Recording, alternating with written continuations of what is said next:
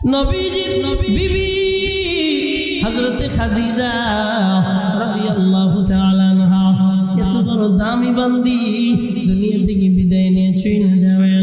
এমন অবস্থায় স্বামীর উপরে মাথা দাঁড়াই গাও লাগ দেখাও স্বামী আমার, আমি বিদায় নিয়ে চলে যাব স্বামী আমার, আপনি আমাকে একা একা ফেলায় দিবেন না, আপনি ওয়াদা দেন আমি যখন মরে যাব, আমি মরে যাওয়ার পর কবরের ভিতরে আপনি আমাকে রাইখা আপনি আমার জন্য সওয়াল জবাব করার জন্য দাঁড়ায় থাকবেন।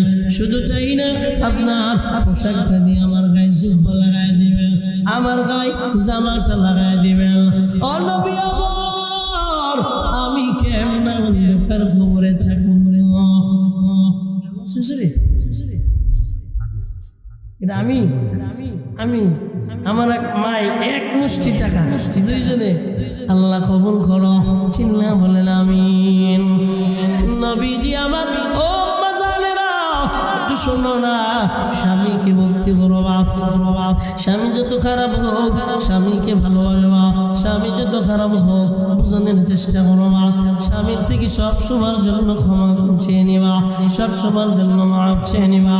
আম্মা জানেরা আম্মা জান খাদিজা দুনিয়া থেকে বিদায় হয়ে যেতেছে, নবীজিকে ডেকে বলেন ও নবী আমার, আপনি আমাকে একাকী কবরে রেখে চলে যাবেন না, আমার মরার পর আপনার জামাটা আমার গায়ে লাগাই দিবেন, শুধু জামাটা গায়ে লাগাই দিবেন না, আপনি আমার দাফন দিবেন, আপনি দাফন দিবেন, আপনি আমার কবরের কাছে দাঁড়াবেন, আপনি আমার কবরের কাছে দাঁড়াইয়া ও নবী আমার আপনি আমার সওয়ালের জবাবটাও দিয়ে দিবেন।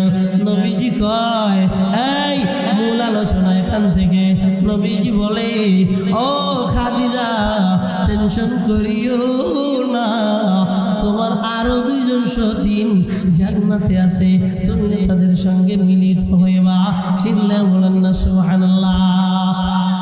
আরো কয়জন আছে? আরো দুইজন সতীন তোমার জান্নাতের ভিতরে আছে। ও বিবি তুমি টেনশন করিও না, একজন সতীনের নাম হলো আসিয়া, আর একজন সতীনের নাম হলো মারিয়াম। তুমি কি জানো আসিয়া দুনিয়ার জমিনে ফিরাউনের বিবি ছিল, ঘরের ভিতরে নিজে মুসাকে লালন পালন করলো, ছোট বাচ্চা থেকে নিয়ে বুড়ো বানাইল। নবী মুসার